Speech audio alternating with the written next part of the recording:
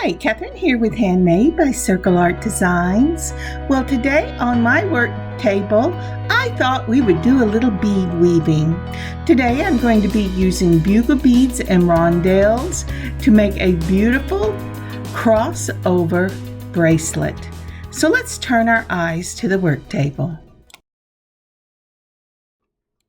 So as I turn my eyes to the work table and am reminded to be simply grateful, I was thinking about all the simply grateful things in my life that I have a tendency to take for granted.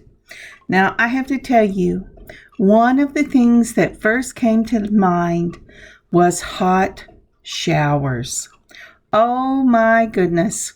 Whenever you have been without air conditioning, you don't want to take a hot shower because that just makes you hotter, or at least it does for me.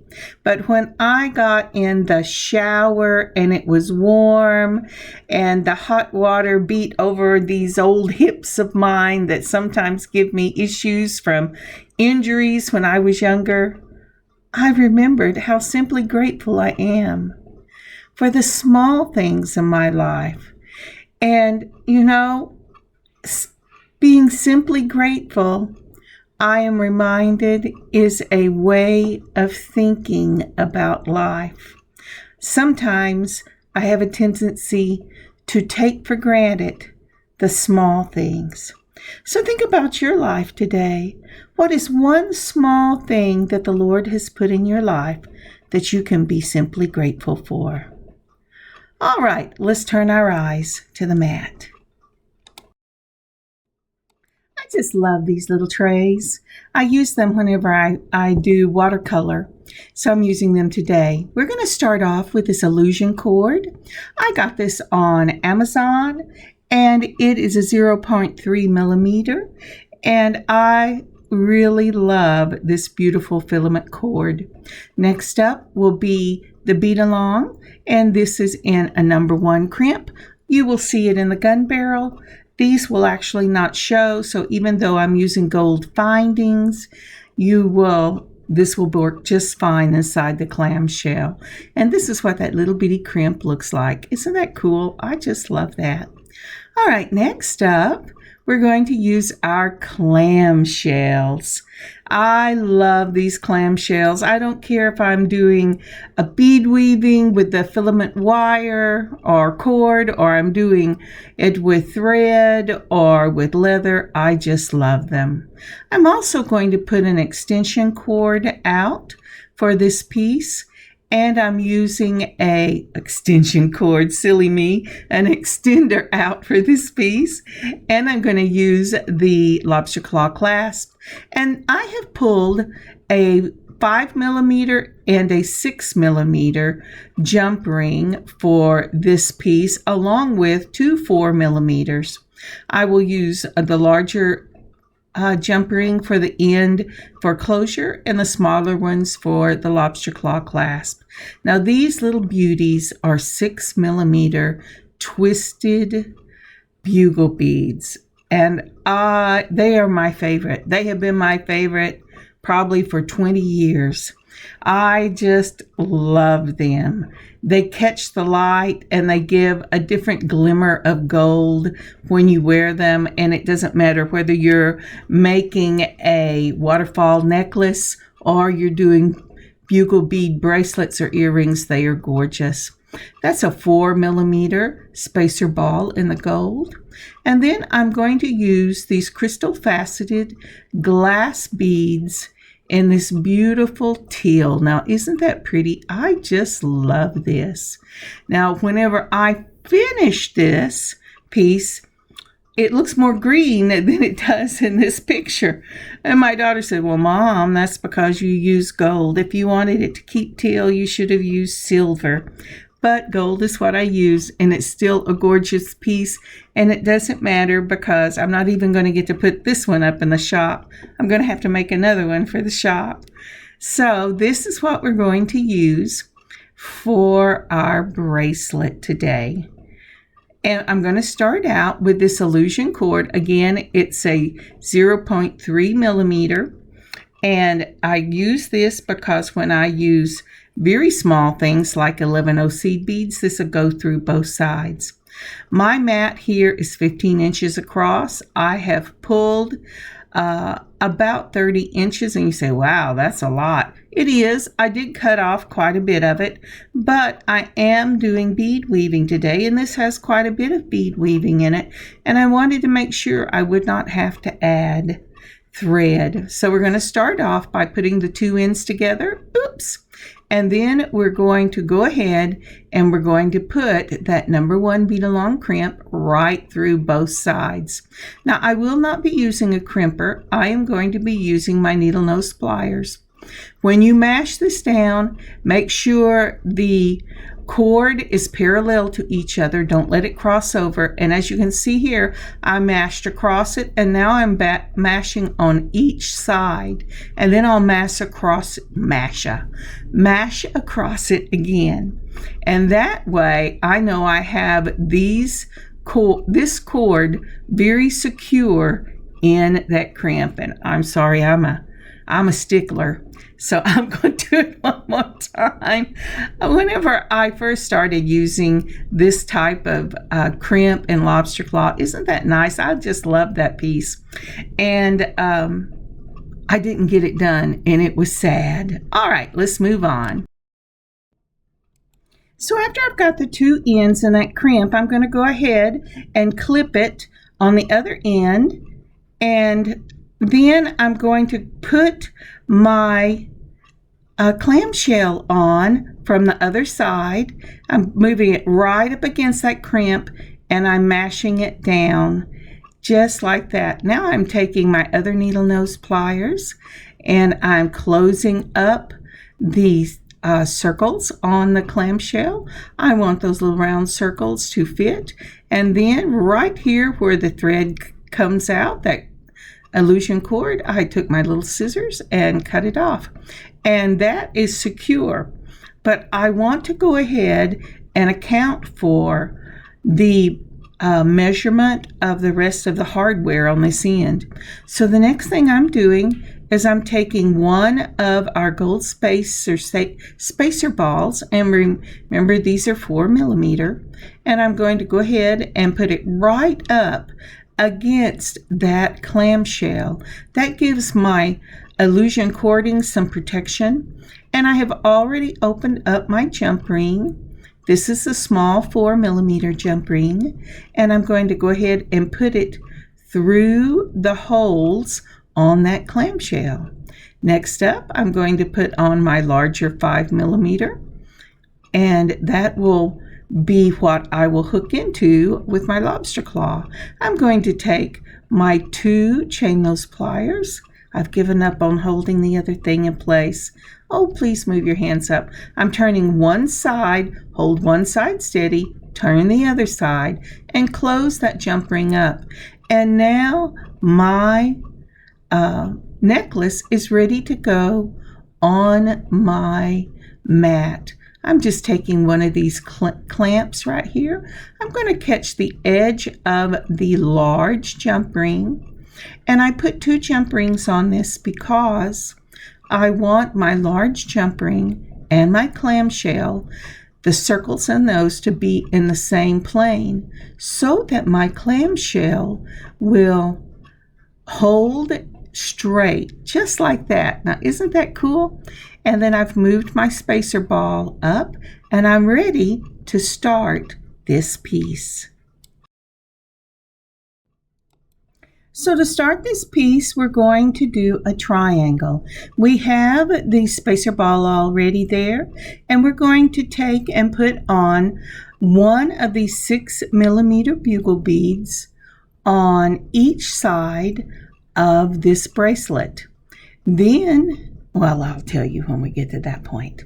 So what we're going to do now is we're going to move these bugle beads down just like that. Now, it doesn't look like much right there, does it? But The next thing we're going to do is we're going to do a crossover with these bugle beads. Now, if you've never done a crossover before, what it entails is taking your cording or your wire, whatever you're using, and you put one end through right to left. And I'm doing that right here. That's why we use this 0.3 millimeter illusion cording. And then we're going to put the other end from left to right. Let's see if I can't get it in there. All right, yeah. I tell you what, that is a teeny little hole, and it doesn't matter if I put magnifiers on or not.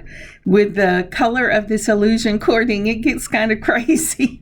But that's what I'm doing. And then I'm going to pull the ends, and this will go all the way down and make the triangle for this bracelet. Now, do you have to do a triangle to start this bracelet? No, but I really like it. It makes it go to a point on both ends, and I think it just gives a really finished look. So the next thing we're going to do is we're going to take and we're going to do another of the bugle bead crossovers. Again, right to left and left to right. It doesn't really matter if you go right to left and left to right, or left to right and right to left, as long as one end, it's going in one end and out the other on opposite sides. Once we get that done, and it, like I said, it's a little tricky here. Yes, I'm bringing it up, hoping my glasses can see that little bitty hole. All right, once we get that up, we're going to go ahead and we're going to pull it all the way down, and that's 2. And I am going to do a total of 4 at the beginning of this bracelet, and then I will do 4 on the other end, and that's so that I don't have the beads laying across the back of my wrist. I really hate that. It bothers me. I fiddle with it the whole time if it's doing that. So for this one piece, I'm going to do 4 of these crossovers. So that would be 3 on the crossover. Isn't that pretty? Can you see how the light is catching it in different ways? Now, one thing to know about using this illusion cord, as I tell you when we get the last one, and they are jumping out of I thought this was so cool to use that little thing, and they're just jumping all over the place. But illusion cord has a tendency to curl up when you're using it. So you always want to use tension on this illusion cord, and you want to keep your tension fairly taut whenever you are doing the beading. Can y'all hear my little dog? He's just shaking his little head. He goes, all right, are you talking? I was napping. But I'm going to go ahead and put this 4th bugle bead on, and I will pull my cord. I'll tighten it up. I'll pull my cord down and make sure I know what is what. You want this to be taut, not tight. If you get it too tight, it will curl worse on you, but taut. So you say, well, why would you make a bracelet? Well, I'll tell you that in just a second. So after we do our bugle bead section, we're going to put on a faceted rondelle in this beautiful teal, and you leave a comment. What do you think? Do you think it ended up looking green? You can tell it's very teal in my little dish, but whenever I took pictures, I went, I'm not sure that looks teal. But you put one on each cord, and then we're going to do a crossover with the spacer. Now you can use a smaller spacer bead. All I had in the gold were the 4 millimeters, which is the same size as my rondelles, but I thought they looked really pretty. And so I've got that, and this will be a 4-petal flower. So once I have that done, then I'm going to go ahead and I'm going to put another rondelle on each side of the cording, one there and one there. Well, come on, you can hit that. I think I'm trying to put, oh, there you go. And so once we get that done, we're going to take and we're going to go ahead and we're going to put a bugle bead on. And this time we will do 3 crossover bugle beads. So let's go ahead and take our first one. I'm going from left to right on this one. And then I'm going to go right to left. And when I pull this down, that will close that flower and it will bring the petals into place. Okay. Let's see, there was something I was going to say. Oh, why would I use this cording? Well, first of all, it's very strong and it's thin enough that it can go through these little bugle beads on either side. I first played with this with some nylon cording that was a 0.5 millimeter, and it was too thick. And so I had to drop down to this. But do you see how that pulls that flower and it brings all the petals into place? And now what I was doing is I was making sure it was taut, and I'm holding until I get away from it so I can put the next one on. And we're going to want 2 more bugle beads for this piece. So what I'm going to do is I'm going to work a little bit more of this off camera, and then I'll come back when I get a little bit more. Remember, 3 crossover bugle beads, 2 rondelles, then a crossover spacer, 2 rondelles, and then 3 crossover bugle beads. I'll see you in a minute.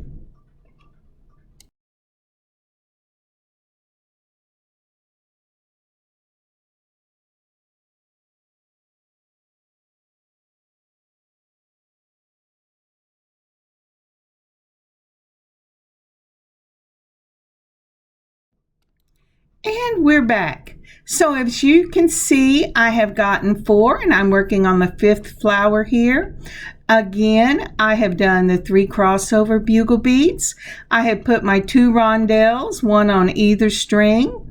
I have done a crossover spacer. And now I'm putting 2 rondelles on either of the string or the illusion cording. I'm going to call it string. I know I will, so I'm sorry about that. It's just what I'm going to do. And then the next thing, I'm looking for my ends, and I'm going to get this bugle bead. I'm going to go right to left and left to right on that crossover. And when I get that done, we'll pull it down and make all of this taut. Let's see if we can do that. Oh, it says I've got it a mess right there. Do not yank on your cord if it gets tangled. Very carefully move the untangle it, take your bead off, and try again, because you don't want to have to start completely over.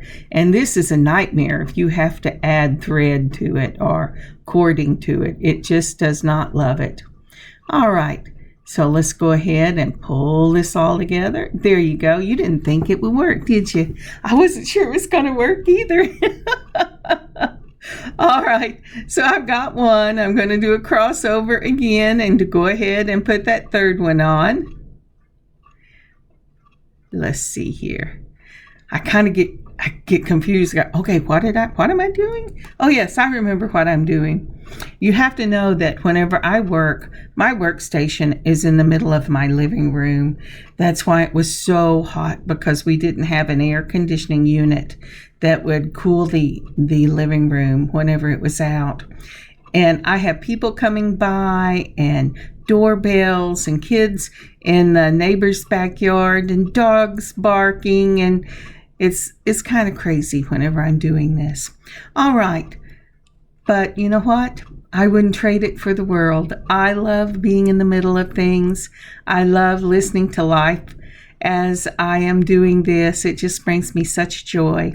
I hope that you get joy out of your workspace. I hope that you get joy in your home and just listening to the blessings of life all around you. It's awesome.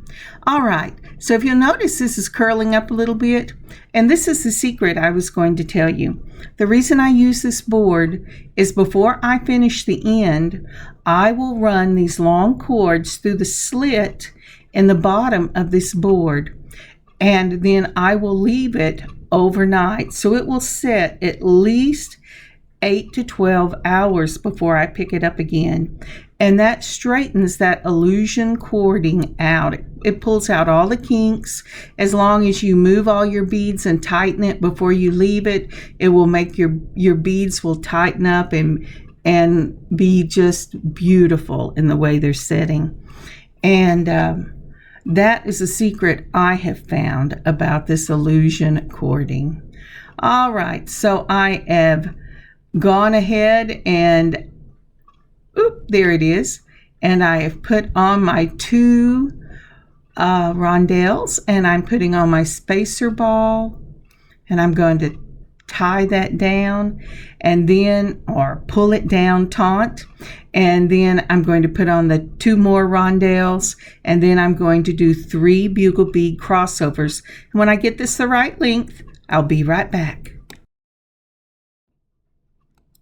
And if you would take a moment, please, and like and comment and share this video, that would really be helpful, especially if you like it.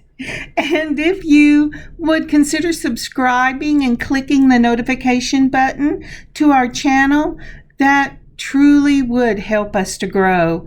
So if you would pause and do that, and then meet me on the other side. Thank you. So I'm measuring out here, and I get a little over 6, between the 6 and the 7 inch mark I've made on this board. I know I want my bracelet to be about 7.5 inches, and I also know that that triangle we did on the other side with the hardware took up about 1 inch. So I'm going to go ahead and I'm going to put that 4th bugle bead, because this will be the last component that I do for this bracelet. Now once I get this on, I'm going to copy exactly what I did at the beginning of this bracelet, and I will go ahead and put a bugle bead on both sides. I'm making sure now everything is taut, and I'm going, as I said, I'm going to go ahead and put on a bugle bead on both sides once I quit playing with the ends. This stuff really likes to get away from you. It is just a beautiful finish to work with. It's strong, it's lightweight, but they can jump out of your hands before you know it. All right, so I've put on a bugle bead. Remember, we're making a triangle, and I'm going to go ahead and finish that triangle with a spacer ball. Let's see if I can get a spacer ball that decided it could go through. Sometimes they have stuff in the very middle of them, and when you're using something you can push it out with, that's fine, but I don't have anything like that right now. I'm in a different workspace, as y'all probably know. All right, so that's that triangle, just like we did before, and I'm measuring it again to see where it's going to be. Let's see here. I think then I'm going to go ahead, because remember, this stretches just a little bit, and if you can tell, my triangle is setting up straight at the moment. Again, that is why I always let it set overnight to straighten out all the kinks. So once I've got that spacer ball on, I'm going to go ahead and put my it's jumping over. I'm pulling really hard on it. I hope my fingers don't go out. Oh, there they went. Come on, Kathryn. So I'm going to go ahead and put on the clamshell. Then I'm going to put the 2 ends, and they will not be the same length because you have been braiding or weaving with this, and one will get shorter than the other. It's just inevitable. Doesn't mean you've done anything wrong. And once you put the crimp down, you're going to bring that crimp all the way down till it fits inside the clamshell. Now I'm taking my needle nose pliers. These are the round needle nose pliers. And I have mashed across it. We're going to give it another little mash.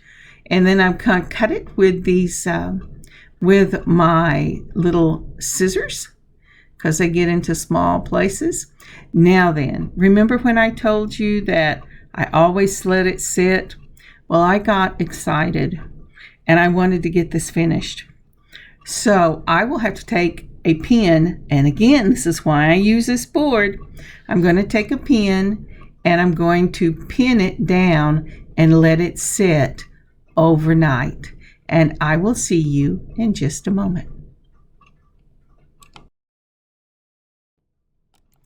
So I let it sit for just a couple of hours because I wanted to go ahead and get this one finished. I'm making sure that the hardware is going to be correct for this. I'm going to go ahead and pull out my lobster claw clasp, and this time I am using not the 6mm but the 5mm and I think that is a 4mm on the jump rings. I got them in a set and I have lots of them, all the way up to 10mm. And I'm going to take between two chain nose pliers. I'm going to hold one side steady and twist the other side, only twist one side.